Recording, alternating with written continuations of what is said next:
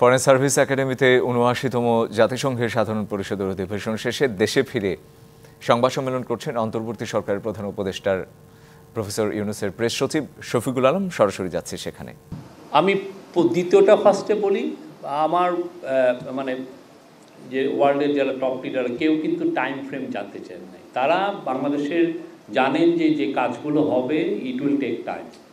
মানে একটা কমিশন হলো, অনেকগুলো কমিশন, এটা তো ধরেন একটা ইনস্টিটিউশনাল কমিশন বা ইলেকশনের উপরে যেটা একটা ইলেকশন রিফর্মের উপর যেটা commission, it will take time. তারা এটা জানেন। তাদের যেটা ছিল যে তারা ফুল সমর্থন জানিয়েছেন।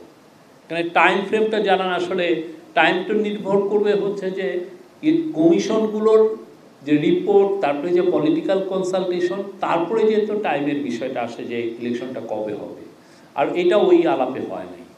আর আপনার প্রথম কোশ্চেনটা ছিল হচ্ছে সেনাপ্রধান যেটা বলেছেন, আমার মনে হয় যে আপনারা রয়টার রিপোর্টটা একটু ভালো মতো দেখেন।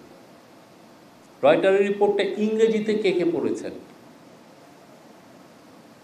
ইংরেজি রিপোর্টে রয়টারের কিন্তু পুরো কোট আনকোটের মধ্যে কিছু নাই, প্যারাফ্রেজ করে ওরা একটা দিয়েছে। এবং ওই ইয়েটা যদি আপনি দেখেন, ওদের 6th প্যারা এটা আছে, 6th প্যারা ওদের রিপোর্টটায় ওইখানে লেগেছে ফলোয়িং দ্য রিফর্মস, তারপরে ওরা বলছে যে 18 মাস। হ্যাঁ, এখানে একটা ক্যাভিয়েট আছে।